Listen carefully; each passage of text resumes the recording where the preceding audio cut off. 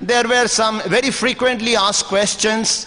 There were some very tricky questions, challenging questions, a little bit cynical questions, and also questions which say that they are very sincere to know what to do, how they can control their mind. So there are a lot of questions, and within the 2 hours we'll just try to see how many questions we can just put. Before we just set the ball rolling by putting the first question to all the eminent panelists, let me once again say thank you, young delegates, for your questions, but please excuse us if we just cannot all the questions that you have put to us. And I can say that there is one bouncer which I personally wanted to avoid. But Swami Nikhileswarananda Ji Maharaj courageously said, no, I will answer this question. I very sincerely wanted to avoid it. I don't know how he would just tackle it. That's a really bouncer. But at first, I will just start with a particular question that would be of interest to all of us. That is, thrown by yours truly to all the 3 panelists. The first one I just put to Swami Nikhileswarananda Ji Maharaj. Swami, which incident in Swami Vivekananda's life inspired you most when you were a school-going student? Swami Nikhileswarananda Ji. And then this question automatically goes to Swami Sarvasthananda Ji and then Dr. Ishwaran. There are many incidents that appeal to me, but before I answer my question, answer the question, I would like to know which language I should speak, because I would like to know, there are 3 choices. It's a democratic country, so voting. In English, Hindi and Bengali, these are the 3 options. So, how many of you would like that I should continue to speak in English? Please raise your hand. কতজন চাইছে যারা কি আমি বাংলায় বলি, যদিও আমার বাংলাও খুব ভালো নয় আর অনেকলা বুঝতে পারবে না, তবু কতজন চাইছে যে আমি বাংলায় বলি? ও majority. How many of you are there who do not know Bengali? How many of you who do not know Bengali? कितने लोग हैं जो बांग्ला जानते नहीं हैं? मैं हिंदी में बात करूं, ऐसा कितने लोग चाहते हैं? ओह, इट्स ए वेरी मिक्सचर। तो अभी तो ऐसी बात है, खिचड़ी लैंग्वेज में बात करनी पड़ेगी। रामकृष्ण मिशन की बेलूमठ की खिचड़ी का प्रसाद बहुत प्रख्यात है, तो हम खिचड़ी बनाएंगे, लैंग्वेज की खिचड़ी, लैंग्वेज की खिचड़ी। तो ये प्रश्न किया गया था, the question that has been asked to me as to what was the most inspiring incident which appealed to me when I was as a student. बहुत सारे इंसिडेंट हैं, बहुत सारी घटनाएं हैं जो उस समय मुझे स्वामी विवेकानंद के प्रथम जब मैंने जीवन पढ़ा तो बहुत मुझे प्रभावित पर, उसमें से एक इंसिडेंट ही मैं बताऊंगा। जब Swami Vivekananda Chicago parliament religions में गए थे, 11 सितंबर 1893 को उन्होंने अपना ऐतिहासिक भाषण दिया और वो केवल 5 मिनट में उन्होंने सारे विश्व को मानो विजित कर लिया, विजय प्राप्त कर लिया सारे विश्व पर भारतीय आध्यात्मिक संस्कृति के द्वारा। और sisters and brothers of America, अमेरिकावासी बहनों और भाइयों, ये उन्होंने जो कहा, और 2 मिनट से अधिक मिनट तक सब 7000 लोग खड़े हो गए और बजाते रहे। एक बहुत बड़ा मुझ पर इंप्रेशन पड़ा कि ये कैसा था, कैसा ऐसा प्रभाव था कि 7000 लोग खड़े होकर के 2 मिनट ताली ही बजाते रहे। 5 मिनट दिया गया, बाद में जो 3 मिनट में उन्होंने कहा, उसमें 3 मिनट के भीतर में तो उन्होंने विश्व विजय कर लिया।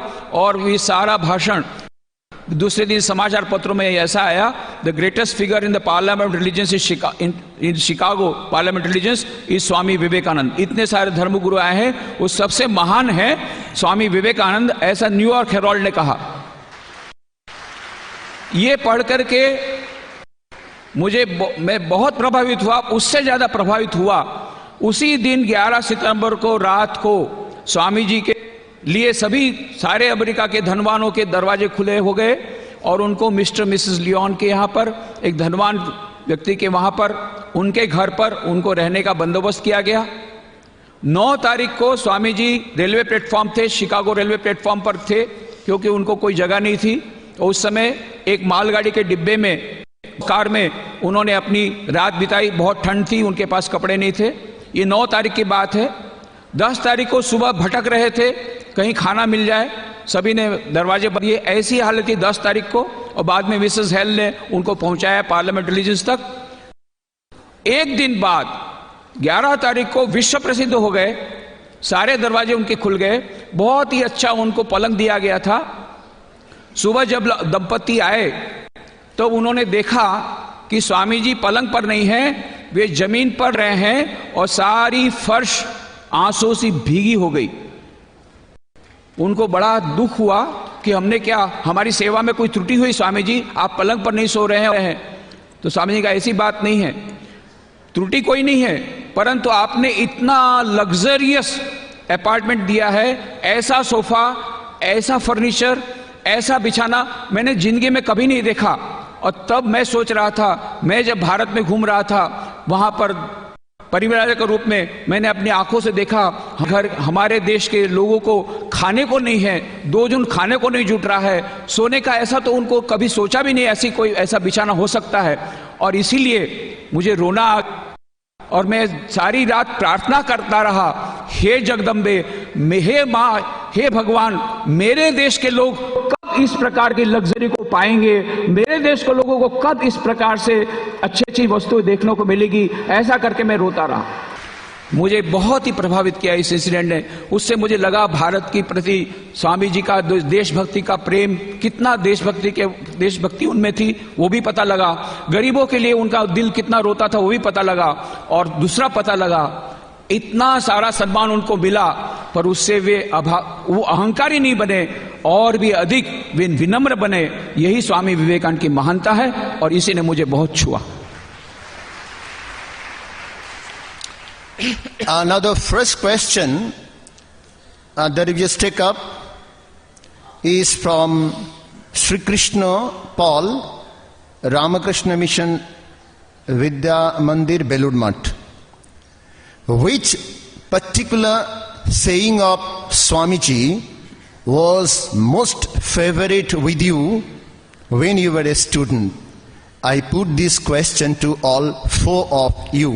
That is including yours truly, who has been asked to answer in Bengali some questions.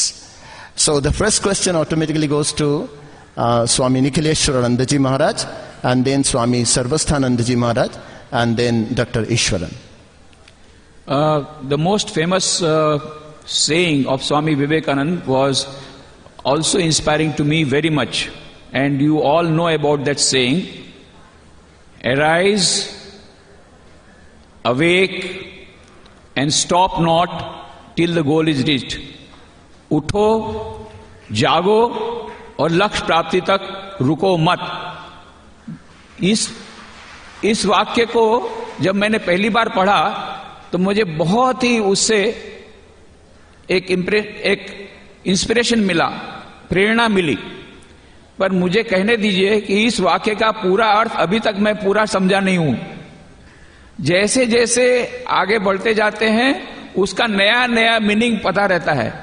ये हमारा लक्ष्य भी बदलता रहता है और ये लक्ष्य क्या है उसकी भावना भी बदलती रहती है। पर हाँ, है बहुत प्रेरणादायी। उठो, जागो और लक्ष्य प्राप्ति तक रुको मत। कहने का मतलब आगे बढ़ते रहो, आगे बढ़ते रहो, आगे बढ़ते रहो। इससे मुझे बहुत प्रेरणा मिली। पहले मेरा लक्ष्य था कि मैं इंजीनियरिंग में था तो मुझे गोल्ड मेडल मिले, तो गोल्ड मेडल नहीं मिला पर कम से कम नजदीक तक तो गया। उसके बाद में फिर दूसरा लक्ष्य हुआ, फिर उसके बाद में दूसरा लक्ष्य हुआ। तो जब जब मेरा लक्ष्य बदलता था पर वो प्रेरणादायी वाक्य वही रहता था, उठो, जागो और लक्ष्य प्राप्ति तक रुको मत। दूसरी बात है, कभी कभी छोटे बच्चे बहुत अच्छा प्रश्न कहते हैं कि स्वामी जी, मुझे प्रश्न किया, स्वामी जी ये स्वामी जी ने ऐसा क्यों कहा उठो जागो? अरे पहले जब जागेगा तब तो उठेगा, पहले उठा और फिर जागेगा कैसे? जब जागेगा तब तो उठेगा। बहुत अच्छा प्रश्न किया। मैंने कहा कि भाई ये तो स्वामी जी ने फ्री ट्रांसलेशन किया कठोपनिषद से, उत्तिष्ठत जाग्रत प्राप्यवरान निबोधत, उसका उन्होंने फ्री ट्रांसलेशन ऐसा किया, वहां पर ऐसा कहा है कि उठो जागो और गुरुजन के पास जाकर के ज्ञान प्राप्त करो। स्वामी जी ने उसका यह ट्रांसलेशन किया, उठो जागो और लक्ष्य प्राप्ति तक रुको मत। पर पहले क्यों उठो और फिर बाद में क्यों जागो? तो ये जो उठना और जागना है उसके ऊपर हम सोचें, ये कोई भौतिक रूप से उठना जागना नहीं है। भौतिक रूप से तो पहले हम जागेंगे तब तो बाद में पलंग पर से उठेंगे, अभी जागे ही नहीं तो हम पलंग पर से उठेंगे कैसे? पर नहीं, ये उठो है, इसका मतलब है पहले रजोगुण आएगा, फिर जागृति आएगी, फिर ज्ञान आएगा, फिर चैतन्यता आएगा, फिर सत्वगुण आएगा। तो स्वामी जी कहते थे अभी सारा देश उस समय के जमाने में, अभी के बात नहीं है, अभी तो रजोगुण से भर गया पूरा, सभी लोग रातों रात करोड़पति होना चाहते हैं। तो स्वामी जी के समय में सभी लोग तमोगुणी थे। उस समय स्वामी जी का उठो माने रजोगुणी बनो, उसके बाद में फिर जगो, फिर जागृति अपने आप आएगी। तो उठो जागो और लक्ष्य प्राप्ति तक रुको मत, ये कितने लोगों का प्रेरणा का वह वाक्य है, वही मेरे का प्रेरणा का वाक्य था जब मैं विद्यार्थी अवस्था में था। धन्यवाद। If there is one word that you find coming like a bomb from the Upanishads, bursting like a bombshell upon masses of ignorance, it is the word fearlessness of he. That was most favorite with yours truly when he was a student still. Now, the first question, as I said earlier, is a real bouncer, which I wanted to duck. But Swamiji, so fearless, courageous and bold, says, I will face the question. The question goes like this. How should be a life of a sannyasi? This question has been put by Debashish Kayal, Aparesh Haldar, Kaushik Kole, but the place is not pretty understood. Haltu or Falta, whatever it could be. Swamiji taught us about plain living and high thinking. And he himself had a struggling life. Then why are today's sannyasins of Ramakrishna mission leading what he thinks luxurious life? Is that Swamiji wanted? Swamiji. Very nice question. बहुत ही अच्छा प्रश्न है कि ये Ramakrishna mission के साधु लोग मौज मजा में क्यों रहते हैं, ऐसे मौज शौक वाले जीवन को क्यों यापन करते हैं? क्या स्वामी जी ऐसा चाहते थे? स्वामी जी ऐसा कभी नहीं चाहते थे।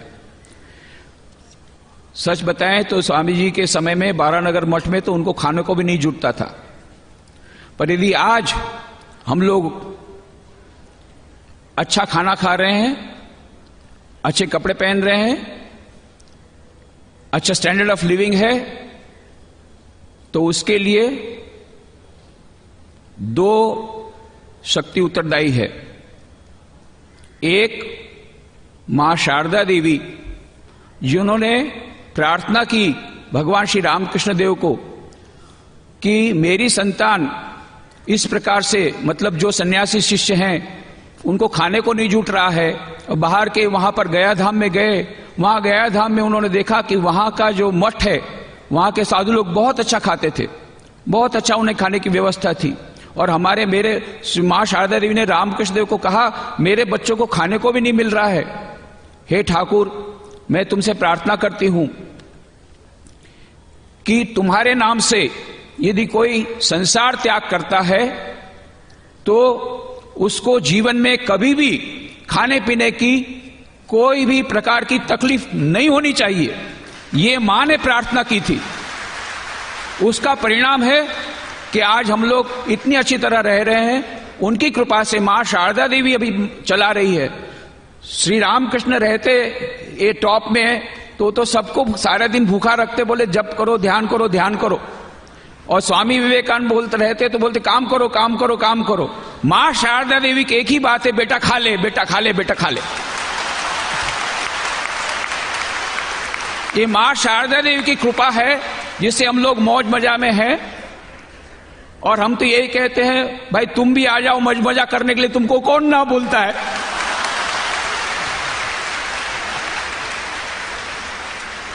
আমি যখন কলকাতায় ছিলাম দুজন ছেলে কথা বলছে নিজেদের মধ্যে, এই সাধুরা বেশ মজায় আছে। তা আমি শুনে নিলাম, বলে তোমাদের কে না বললো, তুমিও এসে যাও না মজা করার জন্য, এসো। তোমাদের বাড়িতে যেমন খাতা খেতে পাও না তার থেকে ভালো আমরা খেতে পাচ্ছি, কেন? তোমাদের বাবা মা আমাদের এখানে দিয়ে যাচ্ছে খাওয়া, তোমাদেরই বাবা মা এখানে দিয়ে যাচ্ছে, তুমি এসো এখানে খাবে, আমাদের সঙ্গে মজা করবে। कि हाँ, किंतु सुबह 4 बजे उठना पड़ेगा, मंगल आरती में जाना पड़ेगा, 9 साल का ट्रेनिंग पहले होगा, उसमें से 2 साल ट्रेनिंग सेंटर यहाँ होगा, परीक्षा देना होगा, रिलीफ वर्क होगा तो कभी कभी 18 घंटा काम करना पड़ेगा, ये सब को लिए भी रहेगा। और हमारा जो रामकृष्ण मिशन है ये सबके लिए खुला है, ना किसी जाति, कोई भी irrespective of caste, creed, colour, religion, nationality, कोई भी हो, सबको यहां प्रवेश है। पर हां, ग्रेजुएट होना चाहिए, पहले ग्रेजुएट बन जाओ, इसमें से जो नहीं है ग्रेजुएट हो जल्दी से आ जाओ, नहीं तो जल्दी ग्रेजुएट बन के आ जाओ। तो ग्रेजुएट होगा 28 साल तक चलेगा, मेडिकली फिट होना चाहिए, बहुत काम करना पड़ेगा।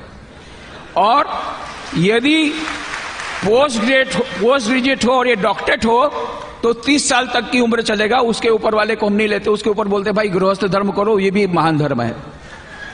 परंतु यदि 30 साल से कम हो और पोस्ट ग्रेजुएट हो, और यदि 28 साल से कम हो, ग्रेजुएट हो, तो जल्दी आ जाओ, हमारे जनरल सेक्रेटरी महाराज बहुत खुश होंगे।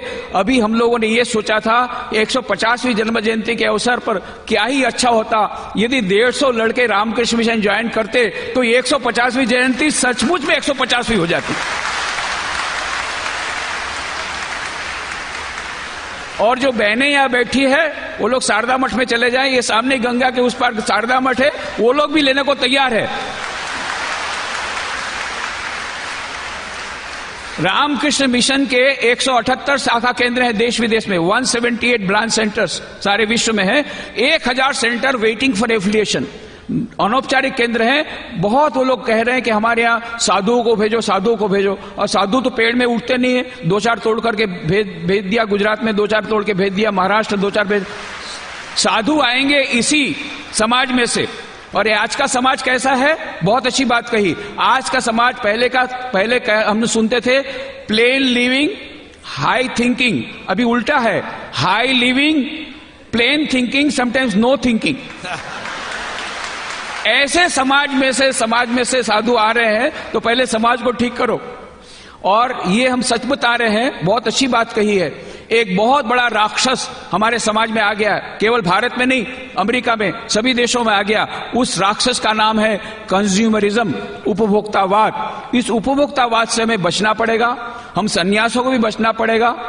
अच्छा, तुम लोग यहां पर इतने सारे युवक लोग हो, तुम ये बताओ, तुम लोग को कैसा मोबाइल चाहिए? लेटेस्ट मॉडल का मोबाइल चाहिए? कैसा ड्रेस चाहिए? लेटेस्ट मॉडल का ड्रेस चाहिए? कैसी मोटरसाइकिल चाहिए? लेटेस्ट मॉडल की मोटरसाइकिल चाहिए। और साधु कैसा चाहिए? पुराने जमाने का जो पैदल चलता हो। बोलो, हम लोग मॉडर्न साधु है, हम लोग मॉडर्न साधु है। स्वामी विवेकानंद ने ये नई सन्यासी की परंपरा बनाई कि हम समाज में रह करके समाज की सेवा करते करते जो कुछ है हमारा स्टैंडर्ड लिविंग होगा, जिससे हमारा स्वास्थ्य ठीक रहेगा, ऐसा हम खाना खाएंगे और लोगों की सेवा करेंगे। इसलिए उन्होंने नया प्रकार का ये किया। जब उन्होंने बेलूर मठ बनाया, सब सन्यासियों के कमरे में मच्छरदानी थी, बिछाना था, और सब आसपास के लोग बहुत निंदा करते थे, बहुत प्रकार की उसमें क्रिटिसाइज करते थे। देखो देखो, ये साधु लोग इस प्रकार से पलंग पे सो रहे हैं। परंतु उस समय की यह आवश्यकता है, स्वामी जी ने कहा कि हमारे शरीर को यदि स्वस्थ रखेंगे, अच्छा रखेंगे, हम ज्यादा अधिक अच्छी तरह सेवा कर सकेंगे। इसलिए यह आवश्यक है कि मिनिमम एक स्टैंडर्ड ऑफ लिविंग होना चाहिए। तो स्वामी जी ने यह नियम बनाया है। Swami ji was too far ahead of his time. Swami ji अपने समय से बहुत आगे थे। उस समय, आज यदि स्वामी जी रहते तो आज के जितने हमारे गैजेट्स हैं उसका यूज करते। और परंतु हाँ, हमारे जो सिद्धांत है त्याग और सेवा, उसको बनाए रख करके, काम कांचन त्याग का जो उनका उपदेश है उसको बनाए रख करके हम लोग को सेवा के लिए जाना है। उसके लिए हम लोग प्रयत्नशील हैं।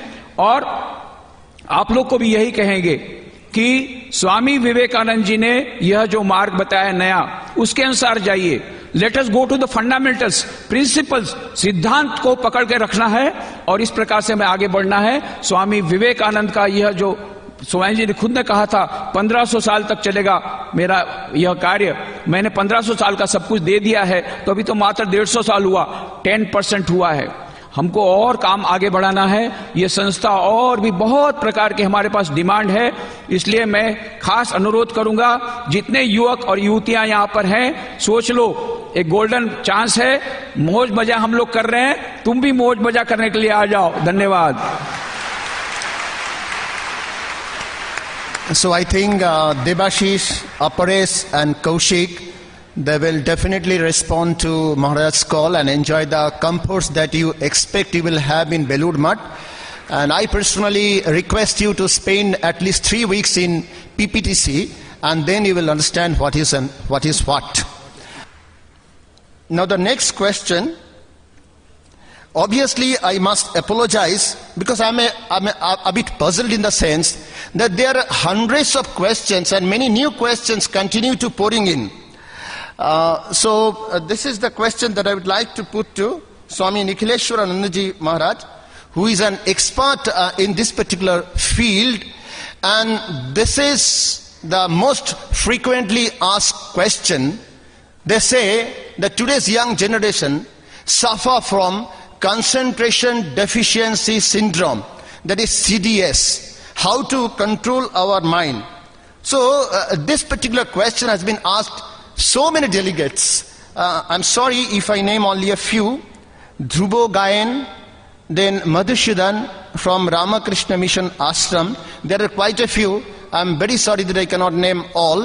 Their question is, as a student, how can I have better concentration and control of my wavering mind? How can I control our mind? That is the question that was asked by Arjuna long ago, and still it continues. Yes, a very good question. And it's a general question. Most of the students have this question.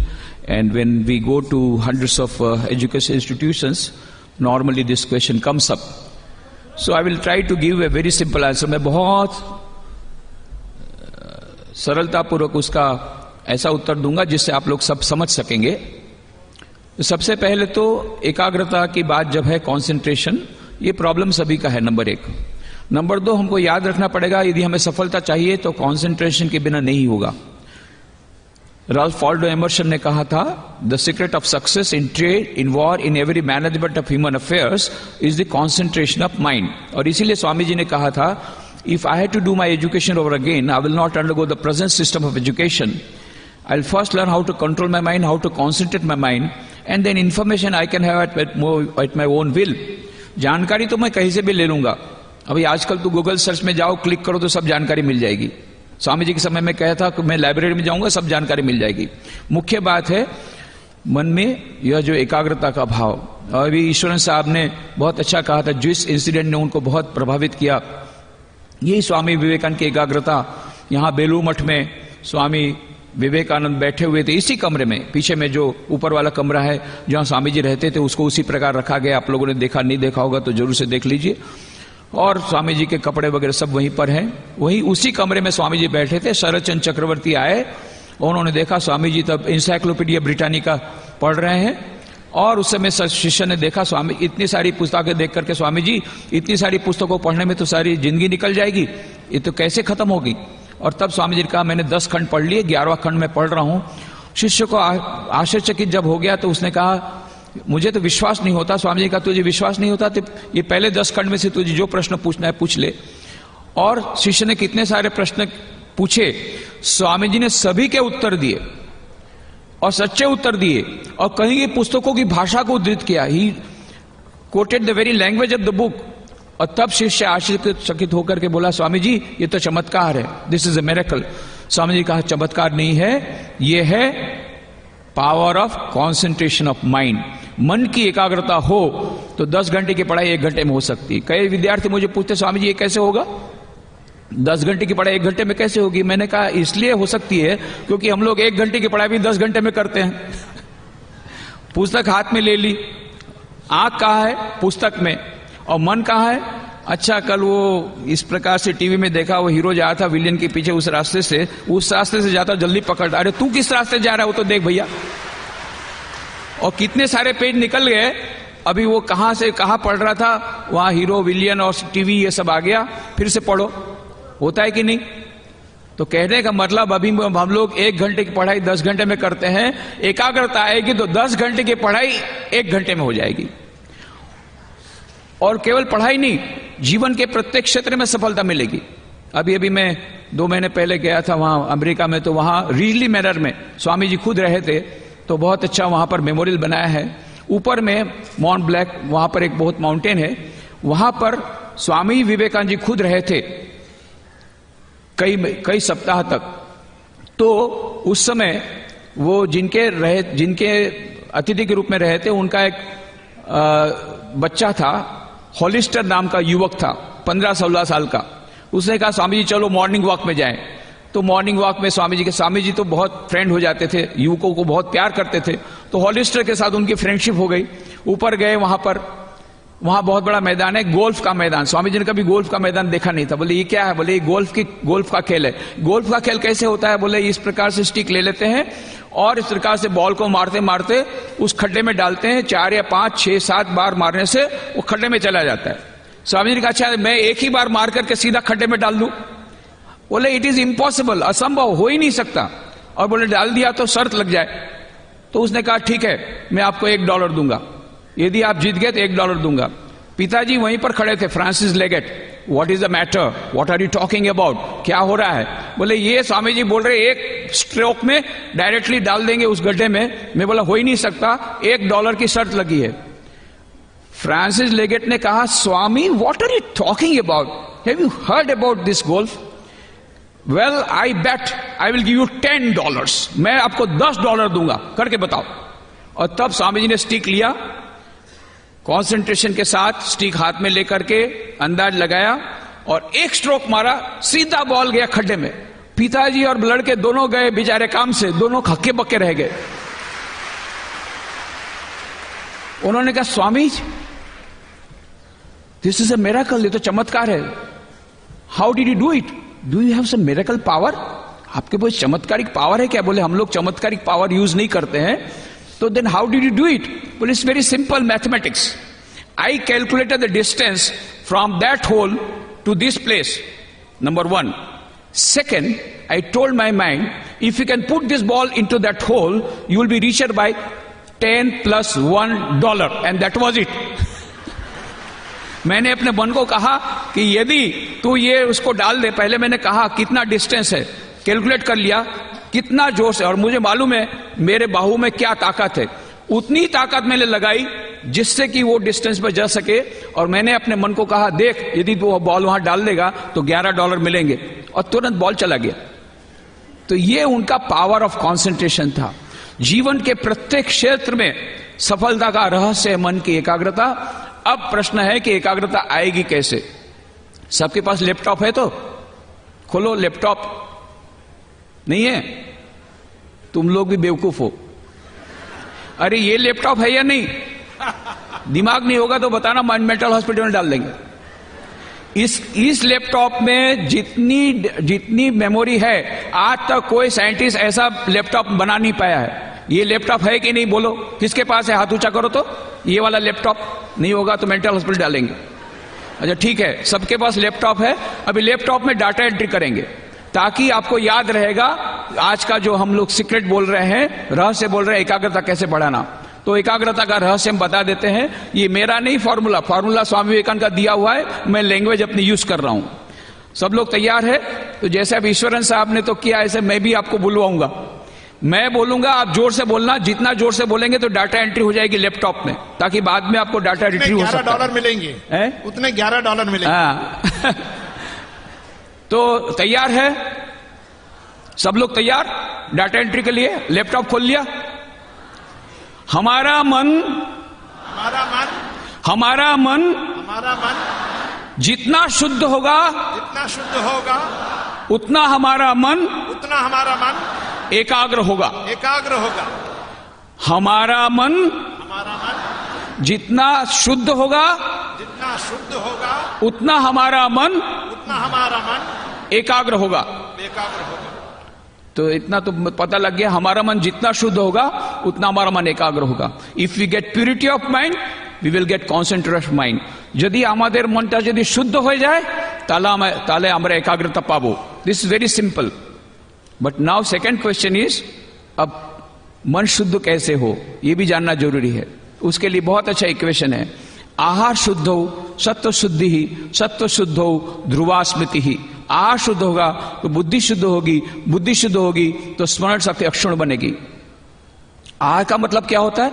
जो कुछ भी हम बाहर से लेते हैं, एक तो मुंह से लेते हैं, वो ऐसा आहार करना चाहिए जिससे हमारा मन चंचल न हो। हालांकि ये बात अलग है, आजकल के युवक लोगों को फास्ट फूड बहुत ज्यादा अच्छा लगता है। जो भी होगा फास्ट फूड कभी कभी खाओ, पर ऐसा भोजन करो जिससे मन चंचल न हो। पर हम केवल मुंह से नहीं लेते हैं, बाहर का हम भोजन लेते हैं आंखों से, कान से। अच्छा, गांधी जी के 3 बंदर सबको मालूम है? गांधी जी के 3 बंदर, बुरा मत, बुरा मत, बुरा मत। अच्छा, ये तो सबको मालूम है। अभी मैं तुमको दूसरे 3 बंदर की बात बताता हूं, स्विट्जरलैंड के 3 बंदर। हमारे एक स्वामी जी गए थे स्विट्जरलैंड वेदांत के प्रचार के लिए। वहां उन्होंने देखा एक तालाब के किनारे 3 बंदर की मूर्ति, बड़ी विचित्र मूर्ति। अभी तक उन्होंने 3 बंदर की मूर्ति देखी थी, उसमें एक बंदर ने 2 आंख बंद की थी, दूसरे बंदर ने 2 कान बंद किए थे, तीसरे बंदर ने मुंह बंद किया था।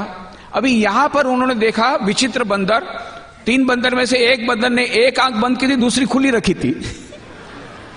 दूसरे बंदर ने 1 कान बंद किया, दूसरा खुला रखा, और तीसरे बंदर ने आधा मुंह बंद किया, आधा खुला रखा। अब ये स्वामी जी बड़े आश्चर्य पड़ गया, ऐसे बंदर तो कभी देखे नहीं थे। वो बंदर तो हम जानते हैं क्या बोलना चाहते हैं, बुरा मत देखो, बुरा मत सुनो, बुरा मत बोलो। अब ये 3 बंदर क्या बोलना चाहते हैं, सोचने में पड़ गए। सोचते सोचते उनको वेद का एक श्लोक याद आ गया और तुरंत उसका अर्थ पता लग गया। कौन सा श्लोक था? भद्रम कर्णेभिः शृणुयाम देवाः, भद्रम पश्येमाक्षभिर्यत्राः, स्थिरैरङ्गैस्तुष्ट्वागं सस्तनूभिः व्यशेम देवहितैर्यदायुः। भद्रम कर्णेभिः शृणुयाम देवाः, कानों के द्वारा मंगलमय वाणी सुनो। 1 कान बंद है, बुरा मत सुनना, 1 कान खुला है, अच्छा अच्छा जरूर सुनो। भद्रम पश्येमाक्षभिर्यत्राः, 1 आंख बंद है, बुरा मत देखो, 1 आंख खुली है, अच्छा अच्छा जरूर देखो। टीवी में खराब पिक्चर मत देखो, अच्छी अच्छी चैनल जरूर देखो। अभी स्वामी विवेकानंद के बहुत सारे कार्यक्रम आते हैं, जरूर देखो। ऐसे कार्यक्रम जिससे हमको मनोरंजन के साथ साथ ज्ञान मिलता है, जरूर देखो। अच्छी किताबें अवश्य पढ़ो। 1 आंख बंद है, बुरी किताब मत पढ़ना, पर 1 आंख खुली है, अच्छी अच्छी किताबें अवश्य पढ़ो। स्वामी विवेकानंद की किताबें अवश्य पढ़ो, उससे मन की एकाग्रता बढ़ेगी और आत्मविश्वास भी बढ़ेगा। और आधा मुंह बंद है, किसी की निंदा मत करो, पर आधा मुंह खुला है, have a word of appreciation for others. किसी को प्रशंसा के 2 शब्द अवश्य कहो, किसी को प्रेरणा के 2 शब्द अवश्य कहो, आधा मुंह खुला रखो। इस प्रकार से हमारे इंद्रियों के द्वारा हम शुद्ध आहार ग्रहण करेंगे। अशुद्ध आहार ग्रहण नहीं करेंगे तो हमारा मन क्या होगा? शुद्ध होगा। मन शुद्ध होगा तो मन, फिर भूल गए, हमारा मन जितना शुद्ध होगा उतना हमारा मन, हमारा मन जितना शुद्ध होगा उतना हमारा मन, तो मन शुद्ध होगा तो मन एकाग्र होगा। मन शुद्ध करने के लिए हमें शुद्ध आहार लेना पड़ेगा, अपनी इंद्रियों के द्वारा अशुद्ध आहार ग्रहण नहीं करना पड़ेगा। मैं बहुत संक्षेप में बता रहा हूं, समय बहुत कम है। दूसरी बात है, आजकल के जितने विद्यार्थी लोग, इनको ये सब मेरे फ्रेंड बन जाते हैं, तो मैं उनको पूछता हूं, अच्छा भैया सुबह कितने बजे उठते हो? और स्वामी जी कुछ निश्चित नहीं है, कभी 6 बजे, कभी 7 बजे, रविवार हो तो 9 भी बज जाता है। अच्छा भैया तुम्हारा सोने का टाइम क्या है? निश्चित नहीं है, कभी 10 बजे, कभी 11 बजे, अच्छी पिक्चर हो तो 1 बजे टीवी में। अच्छा भैया तुम्हारा पढ़ाई का टाइम क्या है? कुछ निश्चित नहीं है, मूड आता पढ़ लेते हैं। अच्छा भैया तुम्हारा खाने का टाइम क्या है? कुछ निश्चित नहीं है, जब भूख लगती खा लेते हैं। अच्छा भैया तुम्हारा टीवी देखने का टाइम? निश्चित नहीं। खेलकूद का टाइम? निश्चित नहीं। फिर मेरे को आकर पूछते, स्वामी जी मन की एकाग्रता कब आएगी? मैं कहता कुछ निश्चित नहीं है। तुम्हारा उत्तर तुमको वापस। तुम्हारा जब कुछ निश्चित नहीं है तो एकाग्रता भी निश्चित नहीं है। तो एकाग्रता निश्चित करनी होगी तो सोने का टाइम निश्चित, उठने का टाइम, पढ़ने का टाइम, खेलकूद का टाइम, टीवी देखने का टाइम, तो एकाग्रता एकदम निश्चित, एकदम निश्चित। और इसीलिए जो लोग एकाग्रता चाहते हैं, जो लोग सफलता चाहते हैं, वो लोग एक टाइम टेबल बनाए, इतने बजे उठना, इतने बजे सोना, एक फिक्स टाइम टेबल होना चाहिए कम से कम मेन आइटम्स का। और उस प्रकार से टाइम टेबल के अनुसार यदि हमारा जीवन होगा तो हमारा जीवन सचमुच में हम लोगों को सफलता मिलेगी। क्योंकि अभी मन के नियंत्रण की बात आई तो याद रखना पड़ेगा कि हमारा मन तभी नियंत्रित होगा जब हमारा जीवन नियंत्रित होगा। जीवन तभी नियंत्रित होगा जब जीवन नियमित बनेगा। लैपटॉप खोलो, फिर से डाटा एंट्री करेंगे। रेडी? सेव एस भी करना पड़ेगा। हाँ, डाटा एंट्री रेडी। अच्छा, हमारा जीवन जितना नियमित होगा, उतना हमारा मन एकाग्र होगा। हमारा जीवन जितना नियमित होगा, उतना हमारा मन एकाग्र होगा। क्योंकि जीवन नियमित होगा तो जीवन नियंत्रित होगा, जीवन नियंत्रित होगा तो मन नियंत्रित होगा, मन नियंत्रित होगा तो मन एकाग्र होगा। ये सिंपल इक्वेशन है। तो जीवन नियमित करने के लिए एक टाइम टेबल बनाना पड़ेगा। तो ये टाइम टेबल के अनुसार हमको चलना पड़ेगा। तो कल से बनाओगे कि आज से? कल से कि आज से? काल करे सो आज कर, आज करे सो अब, पल में परलय होएगी, बहुरी करेगो कब। ये तुलसीदास जी की बात है। और अपोजिट पार्टी क्या बोलता है मालूम है? अपोजिट पार्टी क्या बोलता है? आज करे सो काल कर, काल करे सो परसों, इतनी क्या है प्यारे जब जीना है बरसों। तुम लोग कौन सी पार्टी में?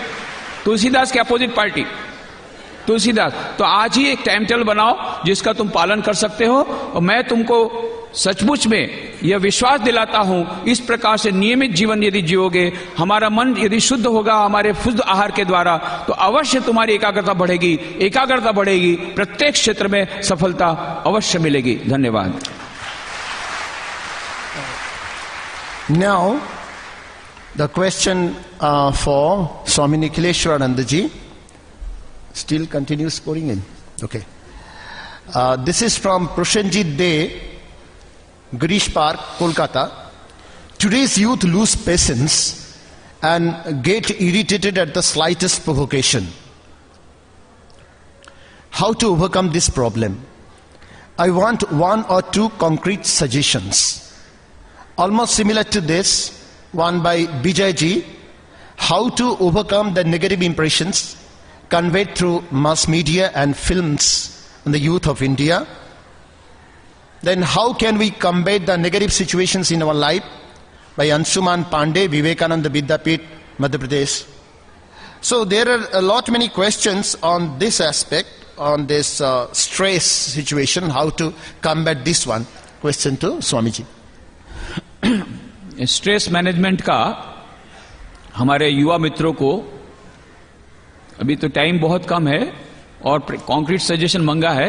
वैसे तो बहुत बड़ा सब्जेक्ट है, पर हमारे जीवन में कभी हताशा आए, निराशा आए, कभी हमारे जीवन में कभी डिफिकल्टीज आए, कभी कभी हमारे धैर्य का अंत होने वाला हो, पैशंस न रह सके और मन विचलित हो गया हो, तो उसके लिए एक सुनहरा उपाय, एक गोल्डन मंत्र ऑफ स्ट्रेस मैनेजमेंट मैं हमारे युवा मित्रों को दूंगा। वह है, इस फोटो को अपने पास रखो। ये फोटो में 3 जन हैं, स्वामी विवेकानंद, उनके गुरु श्री रामकृष्ण, मां शारदा देवी। यहां पास में बुक स्टॉल से ले लेना। फोटो बहुत ही कम कीमत का है पर अमूल्य है। स्वामी विवेकानंद के बारे में आप जानते हैं कि विश्व में आज तक ऐसा महापुरुष नहीं हुआ, इतिहास में भी ऐसा कोई महापुरुष नहीं हुआ जिसकी 150वीं जन्म जयंती हम सोचते थे 2013 से 2014 तक मनाएंगे, पर 2010 से ही शुरू हो गया। अभी 2014 में भी खत्म होने का नाम नहीं ले रहा है, लगता है 2015 तक जाएगा। 5 वर्षीय योजना हो गई, पंचवर्षीय योजना, 150वीं जन्म जयंती की। आज तक विश्व में इतिहास में ऐसा नहीं हुआ। ऐसे स्वामी विवेकानंद, उन्होंने कहा था कि मेरे गुरुदेव श्री रामकृष्ण देव के कृपा कटाक्षे, उनकी चरण धूलि से लाखों लाखों विवेकानंद पैदा हो सकते हैं। तब समझ जाइए स्वामी विवेकानंद की शक्ति है तो उनके गुरु श्री रामकृष्ण की कितनी शक्ति होगी, ये अंदाज लगा लीजिए। और रामकृष्ण देव कहते हैं मुझ में जितनी शक्ति उससे ज्यादा शक्ति है इस शक्ति में, मेरी शक्ति है मां शारदा देवी, उसमें मुझसे भी ज्यादा शक्ति है। ऋदु এর মধ্যে যে আছে সে ফোর্স দিলে কিছু হবে না, কিন্তু যদি ওর মধ্যে যে যদি ফোর্স করে ब्रह्मा विष्णु महेश तो रक्षा करते पारबे ना। ये रामकृष्ण देव ने कहा था मां शारदा देवी के बारे में कि तुम्हारे ब्रह्मा विष्णु महेश कोई तुम्हारी रक्षा नहीं कर सकेगा। ऋदु हृदय को बोला था। ऐसी मां शारदा देवी हम सबकी मां। ये 3 का फोटो देखने से बहुत ही शक्ति मिलेगी, उनको प्रार्थना करने शक्ति मिलेगी। एक कॉन्क्रीट एग्जाम्पल मैं बताता हूं। आपने कल अरुणिमा सिन्हा की बात सुनी थी तो उसकी डिटेल्स आपको नहीं मालूम।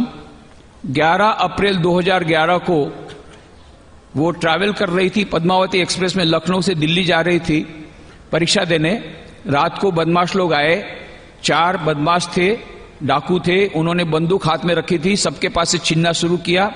पर ये नेशनल चैंपियन थी वॉलीबॉल की, अकेली लड़की उनके साथ लड़ने लग गई और उन लोगों को लगा कि इसका साहस देख करके बाकी सब लोगों को भी साहस हो जाएगा, इसलिए उन्होंने चलती ट्रेन से उसको फेंक दिया। और सामने से पैरेलल ट्रैक में एक बहुत फास्ट ट्रेन आ रही थी, उसके साथ वो टकराई, उसका एक पैर कट गया। सारी रात रोती रही। 49 ट्रेन उसके सिर पर से चली गई। सुबह में किसी किसान ने उसको उठा करके बोरे में भर करके हॉस्पिटल में लाया। हॉस्पिटल में उस समय एनेस्थीसिया नहीं था, गैंग्रीन हो गया था। तो उसने कहा तो ठीक है, आप बिना एनेस्थीसिया के मेरा ऑपरेशन कर लीजिए क्योंकि मैं जिंदा रहना चाहती हूं। बिना एनेस्थीसिया के 2.5 घंटा ऑपरेशन चला और पैर काट दिया गया। बाद में all India medical institute AIIMS में वहां चली गई दिल्ली में, और लोगों ने बहुत सारी बातें उसके बारे में उसके सामने इल्जाम लगाए। पुलिस ऑफिसर ने अपने आप को बचाने के लिए, दूसरे बड़े ऑफिसर बचाने के लिए ये इल्जाम लगाया कि वो तो आत्महत्या करनी चाहती थी इसलिए वहां से कूद गई थी। तब उसको बहुत बुरा लगा। उसने निश्चय किया मैं माउंट एवरेस्ट जाकर के दिखा दूंगी इस एक पैर से। और वहां पर बड़ौदा में आई थी, कोई भक्त लोग लाए थे 23 जनवरी को पिछले वर्ष कि यहां पर एक ऐसी जगह है जहां स्वामी विवेकानंद खुद रहे थे, वहां पर तुम मेडिटेशन करोगी तुमको शक्ति मिलेगी। तब तक उसने 20,000 फीट की वहां तक की ऊंचाई उसने पार भी कर ली थी। टाटा फाउंडेशन से उसको सपोर्ट भी मिल गया था। परंतु अभी बहुत बड़ी एक कठिन परीक्षा थी, माउंट एवरेस्ट जाना था।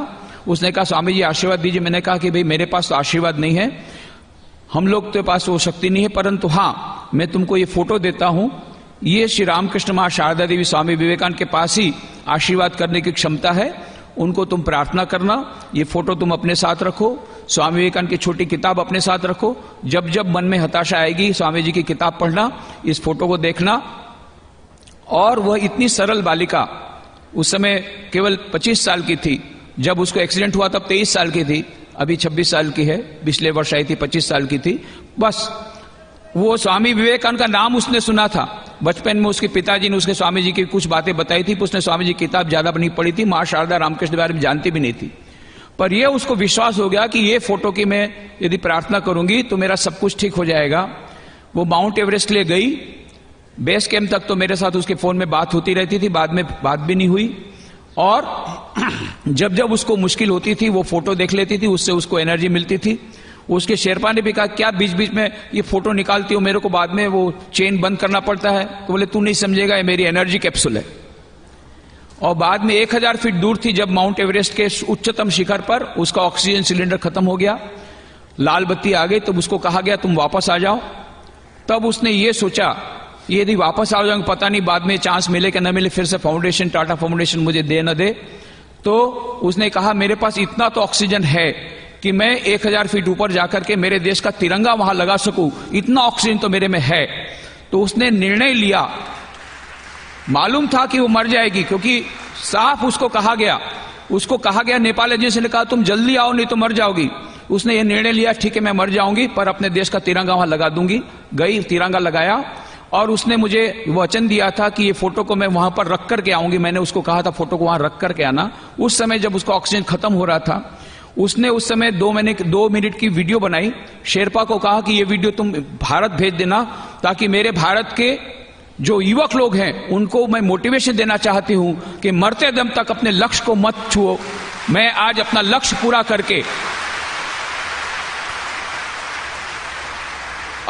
पूरा करके माउंट एवरेस्ट पर आ गई हूं। भले मैं मर रही हूं, पर ये मोटिवेट मैं करना चाहती हूं कि अपने लक्ष्य को मत भूलना। उसके बाद ने उस समय जब मर रही थी, उसने बर्फ खोदा, उसने छोटा सिंहासन बनाया, इस फोटो को रखा, ऐसे फोटो को रखा और फोटो की पूजा की। 2 मिनट ही बाकी था उसके बाद, और फिर तुरंत शेरपा ने कहा जल्दी से नीचे चलो, कभी भी ऑक्सीजन खत्म हो जाएगा। 4 या 5 कदम चली थी, एक अद्भुत घटना हुई। एक ऑक्सीजन सिलेंडर शेरपा ने देखा वहां पड़ा हुआ है, वो उसको दे दिया और वो बच गई। एक अंग्रेज 2 सिलेंडर लेकर के गया था। अरुणिमा सिन्हा ने माउंट एवरेस्ट जो सर किया वो था 21 मई 10:55, सुबह 11 बजे के बाद जो अटेम्प्ट होता है उसको सुसाइड अटेम्प्ट करते हैं। और वो इंग्लिशमैन ऊपर आ रहा था, देखा कि अब 11 बज रहा है, वहां जाकर के बहुत क्लाइमेट बदल गई, -60 डिग्री सेल्सियस टेम्परेचर हो गया, जोर से हवा 240 किलोमीटर की तेज हवा बहने लग गई। इसलिए तुरंत वो आ रही थी। वो अंग्रेज ने सोचा कि अब ऊपर जाने से फायदा नहीं है, उसके पास 2 ऑक्सीजन सिलेंडर था, एक उसने फेंक दिया क्योंकि वजन ज्यादा था, और दूसरे से वो नीचे उतरने लग गया। शेरपा ने वो सिलेंडर लेकर के कहा, यह अरुणिमा को दिया, और फिर अरुणिमा वापस आई। आज अरुणिमा सिन्हा सारे देश में हजारों युवकों को प्रेरणा दे रही है और कह रही है कि स्वामी विवेकानंद के संदेश से, श्री रामकृष्ण मां शारदा देवी स्वामी विवेकानंद की कृपा से मैं वापस आई हूं। Thank you. अभी हाल में आज वो हैदराबाद में है, वहां पर 3 दिन बाद जाएगी कोयम्बटूर में, रामकृष्ण मिशन के कोयम्बटूर सेंटर में वो 1 महीने की ट्रेनिंग लेगी। 2016 में जो पैरा ओलंपिक होगा उसमें भाग लेने जा रही है। उसके लिए वह ब्लेड रनर का लेग लेने के लिए आज हैदराबाद गई है।